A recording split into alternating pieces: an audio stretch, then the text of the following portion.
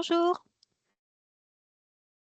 bonjour, bienvenue à cette troisième session de la SITEL Academy, donc les webinaires qui visent à vous donner les clés de la boîte à outils que nous vous avons mis à disposition pour augmenter votre notoriété, votre business et votre ROI. Je vous remercie de m'avoir suivi toute cette semaine. Et aujourd'hui, on va parler de la mesure de performance.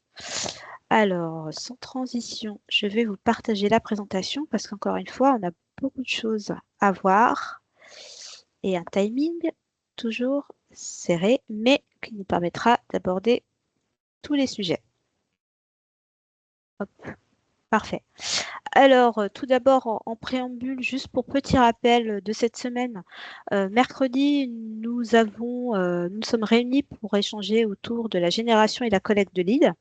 Je vous ai mis le lien du replay. Bien évidemment, vous recevrez la présentation et les liens vidéo à l'issue du webinaire.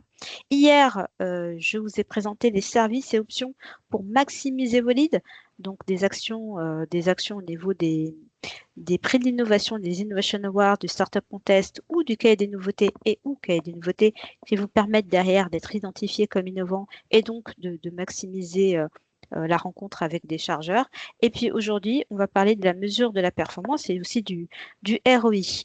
La dernière session, un hors-série sur le recrutement, le 25 novembre, toujours de 10h à 10h30. Et donc, n'hésitez pas à transférer le lien Bitly que vous voyez s'afficher auprès de vos équipes RH.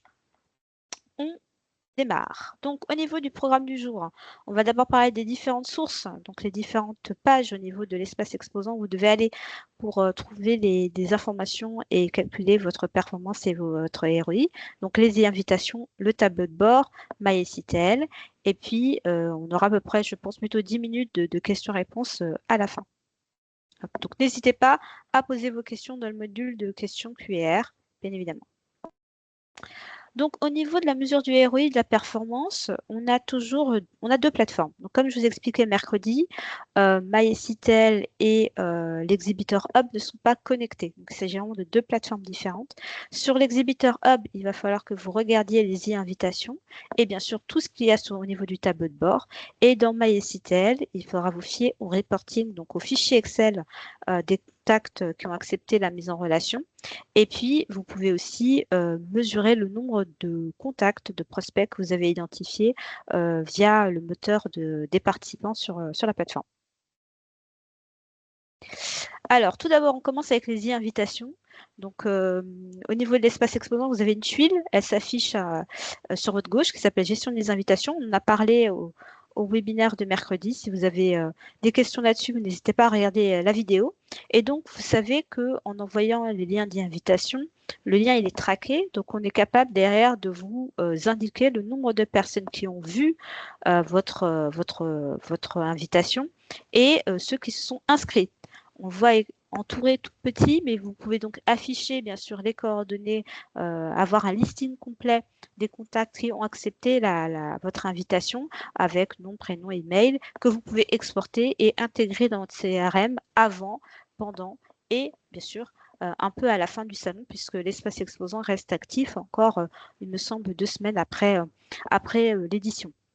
Donc, cette plateforme ou cette tuile d'invitation, elle vous permet de mesurer votre performance parce que en fonction des campagnes de communication que vous envoyez, vous pouvez voir combien de personnes ont vu, de mesurer la conversion entre ceux qui l'ont vu et ceux qui ont pris leur badge à l'issue de votre action. Et donc, ça vous permet déjà de calculer un coût par acquisition au regard des dépenses que vous avez engagées pour justement diffuser ce lien. Donc, ça, c'est des choses importantes à voir. Juste pour partage, c'est vrai que très souvent, ce que je constate au niveau des actions qui sont faites, c'est des créations de landing page. Donc, ça, c'est vraiment très bien de faire des landing pages. Mais très souvent, il y a un formulaire parce que vous voulez capter la donnée avant que ça arrive chez nous. Le souci, c'est que nous savons que c'est contre-productif puisque les contacts remplissent un formulaire et leur remplissent ensuite la billetterie chez nous. Donc, il y a des fortes chances qu'ils n'aillent pas au bout de la procédure de l'un ou l'autre. Donc, soit ils vont remplir votre formulaire, mais vous ne les verrez pas sur le salon parce qu'ils ne sont pas inscrits. Soit ils vont remplir votre formulaire et le nôtre, mais ils vont s'arrêter avant la fin. donc ils n'auront pas leur badge. Et ce qu'il faut savoir aussi, c'est que nous, on a des campagnes abandonnistes, exactement comme en e-commerce, quand vous commandez, vous mettez dans votre panier, mais que vous ne validez pas. On a la même démarche, nous aussi, on récupère l'adresse email des contacts qui n'ont pas terminé l'inscription et on leur envoie un lien souvent gratuit. Mais en leur envoyant un lien gratuit, ça efface le tracking de l'envoi de votre réinvitation. Donc en fait, du coup, si vous mettez en place des formulaires de votre côté, eh bien, en fait, ce qui se passe, c'est que vous pouvez avoir plus de vues et pas de conversion. Donc voilà, donc on vous recommande plutôt en fonction de vos contacts, de votre base. Si elle est chaude, vous pouvez directement leur envoyer le lien d'invitation, puisqu'à l'issue, vous récupérez les données sur votre tuile d'invitation. Si elle est froide, effectivement, vous faites une landing page et une série peut-être de campagnes emailing jusqu'à les chauffer et à un moment donné leur envoyer le lien d'invitation. Mais on ne vous recommande pas du coup de faire des formulaires intermédiaires. Si vous avez des questions, toujours pareil, vous les posez dans le module QR et bien sûr, j'y réponds. Ensuite, on arrive au plat de résistance qui est le tableau de bord. Donc, le tableau de bord, c'est un outil premium. Pourquoi? Parce que on peut le voir quand on clique dessus. Donc, sur l'espace exposant, il sera encadré en rouge comme vous pouvez le voir. Et au niveau on a 3 onglets. Le dernier, ce sera le tableau de bord Premium, on en parlera. Premium, tout simplement parce qu'il y avait 2 versions du tableau de bord quand il a été lancé en 2023. Il y avait une version basique, donc qui vous donnait accès à ces 2 onglets-là, et une version Premium qui était payante. En 2025, on a décidé pour SITL et pour ce Page Event que tous les exposants auraient tous droit au tableau de bord Premium. Donc, c'est pour ça qu'il y a toujours cette indication Premium. Vous avez tous le Premium, mais auparavant, il y avait une version réduite avec des fonctionnalités plus basiques. Donc, ces 3 onglets, une vue d'ensemble, une vue sur les profils et une analyse concurrentielle. On en parlera plus tard. Et vous pouvez télécharger ces éléments à tout moment. Donc, quand on arrive à la fin du salon, si vous voulez faire un bilan global de la performance, il vous suffira de cliquer sur télécharger le PDF et vous avez la restitution de votre performance dans un document que vous pourrez garder et présenter à votre direction. La vue d'ensemble, quand on clique dessus, on arrive directement sur le nombre de vues. On en avait déjà un peu parlé mercredi, puisqu'il permet aussi de capter des leads. Donc, vous avez un nombre de vues évolutif en fonction des semaines. Ça vous permet vraiment de mesurer vos actions au fur et à mesure qu'on s'approche du salon. Et vous avez un bouton en bas qui vous permet aussi de vous mesurer à vos concurrents. Et ça, c'est la partie premium. On parlera dans quelques slides. Donc ça, je vous l'ai remis, mais je vous l'avais déjà présenté mercredi. Quand on clique sur qui sont les contacts qui ont visité le profil, vous avez le nom de la société, vous avez le jour où ils sont connectés. Donc, vous pouvez faire le rapport entre les dates de routage de vos campagnes ou de vos actions marketing et concrètement qui a pu se connecter sur votre profil, si bien sûr, si tant est que vous avez mis un lien vers votre fiche société, ça paraît logique. Donc, dans ce fichier-là, on ne peut pas vous communiquer des informations nominatives parce que ce sont des internautes. Donc, ils ne se sont pas inscrits au salon. C'est pour ça qu'on ne peut pas. Par contre, on peut quand même vous donner le numéro de téléphone, le nom de la société et le site internet. Donc, ça vous permet peut-être, en fonction de vos opérations, d'identifier quand même de votre côté qui sont ces contacts. Vous pouvez donc évaluer la notoriété de votre marque par rapport à l'activité de votre fiche, collecter des données parce que vous pouvez télécharger le fichier quand même, et donc comptabiliser des leads supplémentaires, certes à qualifier, mais il ne faut pas oublier ces leads. Et là, dans cet exemple-là, on était à un contest, on avait 13 personnes qui avaient visionné notre fiche. Donc, c'est à ajouter dans l'ensemble des leads que vous comptabilisez à la fin du salon. Ensuite, on continue sur le tableau de bord, donc au niveau de la vue d'ensemble. Vous pouvez trier les prospects. Donc, vous pouvez les trier par rapport au profil visiteur. On aura plusieurs types de badges. Donc, en fait, ce sera le type de badge. On va avoir un badge chargeur qui n'existait pas avant. Ça, c'est vraiment une nouveauté. Un badge prestataire transport et logistique, institutionnel, etc. Donc, vous pouvez filtrer, identifier, mesurer selon le profil, selon la chronologie, par jour ou sur les 2 dernières heures. Et vous pourrez aussi, à la fin du salon, les trier via les notes que vous avez laissées dans Lead Manager. Vous savez, Lead Manager, c'est l'application pour scanner les badges qui vous permet de laisser des commentaires. Vous pouvez aussi mettre des notes aux prospects que vous avez rencontrés. Et donc, vous pouvez, à l'issue du salon, trier aussi avec les notes. Donc, en termes de KPI, ça reste très, très intéressant quand on fait partie de l'équipe marketing pour avoir une analyse vraiment poussée des profils, des contacts, des prospects que vous avez pu rencontrer sur le salon.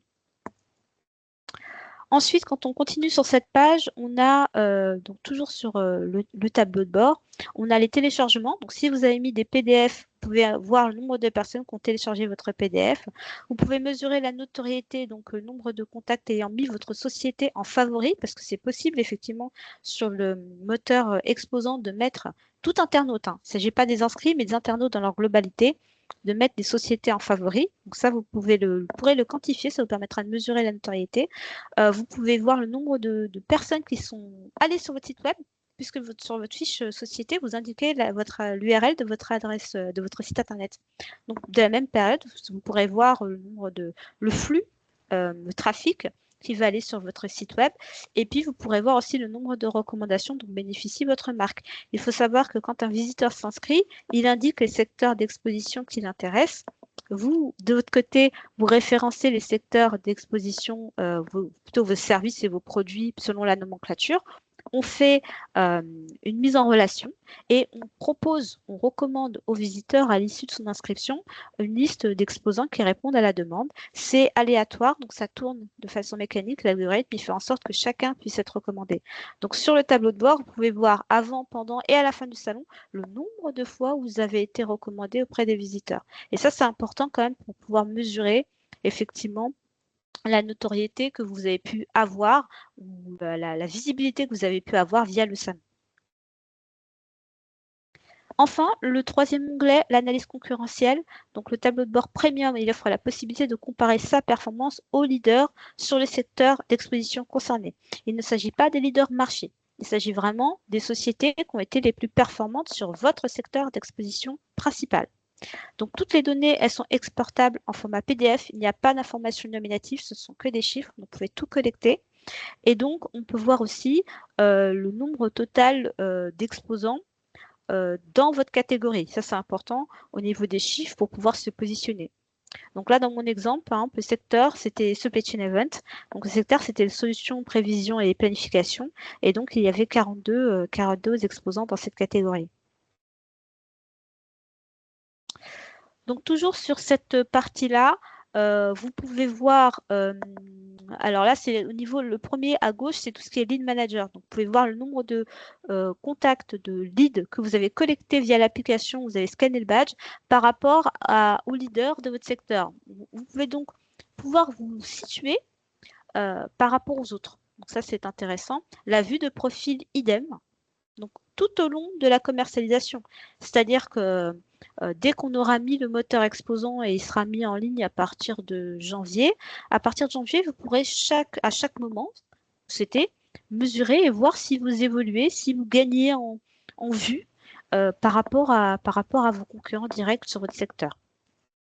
Vous avez aussi les vues de produits de la même manière. C'est pour ça qu'on vous recommande de charger des produits, de charger des PDF et de bien optimiser votre fiche au niveau des mots-clés. Très important, hein, côté SEO. Pas à vous que je vais l'apprendre. Mais du coup, il y a une vraie réflexion à avoir en amont pour être le plus visible possible. Ensuite, vous avez aussi vous positionner par rapport aux redirections vers votre site web. Donc là, dans l'exemple, on n'est pas très bon parce qu'il s'agit d'un compte test, on n'a pas été très actif. Mais ça vous donne une marge de manœuvre, l'ajout en favori aussi. Vous pouvez mesurer du coup les interactions que les internautes ont avec les marques en fait et voir si vous êtes plutôt parmi les favoris ou s'il y a encore des actions à mettre en place pour être un peu plus visible auprès des internautes. Et vous pourrez aussi évaluer la recommandation si vous avez été plus ou moins recommandé. Et aussi au niveau des clics, parce qu'il y a aussi une recommandation au niveau des clics. Voilà. Et donc, pour pouvoir comptabiliser tous les leads de façon simple, sur le tableau de bord, vous pourrez télécharger les prospects. Alors, c'est plutôt le fichier des badges scannés, mais l'ensemble des leads en fait que vous aurez collectés via Lead Manager pendant le salon, via les QR codes de collecte dont on a parlé mercredi, effectivement. Donc, les QR codes, ils seront disponibles sur le salon, sur votre stand et qu'on vous transmettra la veille du salon. Si vous n'êtes pas disponible ou si le visiteur veut avoir une liste. Donc, ça aussi, on va les ajouter dans le fichier. Et puis, les badges des participants qui sont scannés dans le cadre des prises de parole. Si vous avez souscrit à un pack conversation ou un pack silver, on va aussi intégrer les leads dans ce fichier unique-là qui sera sur votre tableau de bord dans la vue d'ensemble directement. Et donc, si on clique dessus, on arrive sur cette partie-là. Donc, on pourra télécharger il y a un comparatif qui est fait avec les éditions précédentes. Votre espace exposant, il reste le même. C'est la même interface en fait et il y a un onglet pour changer d'un salon à l'autre. Donc, on est capable de garder les informations au niveau des leads générés et des prospects, ou faire un comparatif. Donc là, j'étais à 0 parce que c'était pas activé l'année dernière au niveau de ce compte-là. Mais en principe, il peut faire un comparatif et vous avez plein de filtres. Avant de télécharger, vous pouvez déjà filtrer, pouvoir regarder. Si vous n'avez pas besoin de télécharger, vous voulez juste consulter un peu avant le salon ou quelques semaines avant le salon, vous pouvez le faire à travers les différents filtres à votre disposition. Au niveau de MyCitel, donc on a fini avec le tableau de bord et la partie d'espace exposant. Donc MyCitel sur la plateforme. Vous pouvez aussi calculer donc le ROI à travers donc le nombre de prospects identifiés via le moteur.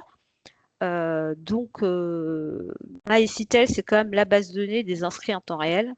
Donc vous avez la possibilité de filtrer, comme on a parlé mercredi, et d'identifier des contacts. Donc tous ne vont pas accepter votre mise en relation sur la plateforme, mais très souvent l'usage fait que ces personnes-là qui ne répondent pas forcément sur la plateforme à l'instant T peuvent très bien vous répondre sur LinkedIn. Donc très souvent c'est ce qui se passe et il faudra aussi donc bien comptabiliser le nombre de prospects que vous avez identifiés, même s'ils ne seront pas dans votre fichier des leads. Et la deuxième source, c'est bien évidemment le nombre de données clients téléchargées, les contacts, les coordonnées des contacts qui ont accepté la mise en relation. Je vous ai mis le webinaire de l'année dernière, donc bien sûr, il y aura quelques nouveautés comme le score de compatibilité. Mais pour ceux qui n'ont pas pu voir cette vidéo, elle vous donnera déjà une grande idée des différentes fonctionnalités de la plateforme. Et puis, je vous rappelle que bien évidemment, on a un webinaire qui aura lieu en courant janvier et que la plateforme ouvrira à tout le monde, donc, y compris aux visiteurs, fin janvier, début février. Donc, MyCitel dispose ici d'un tableau de bord. Voilà, on est toujours dans la même optique. L'optique, c'est vous donner toutes les informations et toutes les données chiffrées pour que vous puissiez vraiment mesurer votre performance et mettre en place des actions si vous souhaitez l'optimiser ou l'augmenter. Donc, vous avez des chiffres au niveau de la notoriété, des vues sur votre produit et votre profil. Vous pouvez donc faire la conversion entre le nombre de rendez-vous qui ont été acceptés et le nombre de rendez-vous envoyés. Et vous pouvez donc faire un coût d'acquisition si vous avez mis en place des campagnes entre les dépenses et puis le nombre de leads générés via la plateforme. Voilà, donc pour résumer, au niveau du coût par acquisition globale, parce qu'on est plutôt sur des solutions digitales, donc les dépenses sont plutôt de l'ordre des locations de bases de données ou des campagnes, des routages de campagnes, des posts sur LinkedIn ou des posts du paid, donc des campagnes payantes. Il faut que vous preniez en compte le nombre de contacts, de leads générés via les invitations dans votre calcul, le nombre de leads via le dashboard, donc on a parlé les badges scannés sur Lead Manager, le collect, Lead Booster, si vous avez souscrit à Lead Booster qui vous permet d'être plus visible, vous aurez aussi les leads des personnes qui ont cliqué sur vos annonces. Et puis, les prises de parole, si vous avez souscrit à une offre de prise de parole, vous avez aussi ces leads-là qui seront sur ce fichier. Et ne pas oublier de l'autre côté MyCitel, qui restera aussi en ligne une semaine ou 2 semaines après le salon pour que vous puissiez bien télécharger les coordonnées des contacts qui ont accepté votre mise en relation et puis mesurer le nombre de prospects que vous avez identifiés via la plateforme. Voilà, moi j'en ai fini avec la présentation. Je ne sais pas si vous avez des questions. A priori, je n'en vois pas. Le temps que peut-être vous ayez des questions. Alors, j'ai pas vraiment d'annexe cette fois-ci parce que tout était plutôt complet et important. Juste pour vous rappeler qu'effectivement, le prochain rendez-vous, ce sera le 25 novembre et ce sera plutôt pour la partie RH, ressources humaines, recrutement et tout le dispositif qu'on met en place, qui est pareil, inclus dans votre pack sans frais additionnels et pour vous permettre d'attirer des nouveaux talents. Donc, ne manquez pas ce rendez-vous. Vous aurez donc le lien de nouveau ainsi que la présentation dans les éléments que je vous transmettrai aujourd'hui. Alors, hop, j'essaie de... Hop, pardon. C'est-à-dire que je n'arrive pas. Hop, je vais fermer ça. Voilà. Parfait. Alors, je vais juste vérifier s'il n'y a pas une question. Alors, du coup, j'ai une question, mais dans la conversation. À partir de quelle date pourrons-nous opter pour les packs conversation ou silver? Euh, Myriam Moreau, bienvenue. Merci pour la question. Dès à présent, en fait, il n'y a pas de date de début. Donc, je vais juste prévenir la personne qui gère votre compte, votre société, pour qu'elle se rapproche de vous. Pas de problème. Mais c'est déjà ouvert, en fait. C'est ouvert depuis le début de la commercialisation. Donc, je passe le message et et on reviendra vers vous. Voilà, je crois que je n'ai pas plus de questions. Donc, vous recevrez cette présentation. Merci, car je n'ai pas accès à la plateforme. Alors oui, Madame Moreau, la partie pas conversation et silver, c'est pas lié à la plateforme et c'est pas non plus lié à l'espace exposant. Euh, En principe, le référent qui gère votre compte vous a présenté des outils de communication. Ça en fait partie, c'est-à-dire que prise de parole fait partie de notre catalogue de produits. Et donc, c'est bien votre référent commercial qui vous place dans la grille, qui vous propose les créneaux et qui enregistre la commande. Et, euh, et ensuite, rien ne se fera via la plateforme ni via l'espace exposant. Vous allez organiser votre prise de parole. Nous prenons en charge les hôtesses et le bipage des participants qui vont donc assister à votre prise de parole et nous récupérons toute la donnée que nous vous mettrons en effet à disposition dans le fichier des leads via le dashboard. Mais il n'y a aucune action faite par rapport à la commande de service au niveau des conversations ou du silver via la plateforme. Voilà. Donc, je note juste que, effectivement, le référent commercial doit prendre contact avec vous parce que vous êtes intéressé par le produit et derrière, on prend la suite. Donc, je vous envoie la présentation. Je vous en prie, Myriam. Je vous envoie la présentation, je vous envoie la vidéo, vous pouvez transmettre aux membres de votre équipe. Et puis, ces éléments vont tourner dans les différentes communications qui seront envoyées. L'espace exposant ouvre début décembre, dans moins d'un mois, en principe. Hein.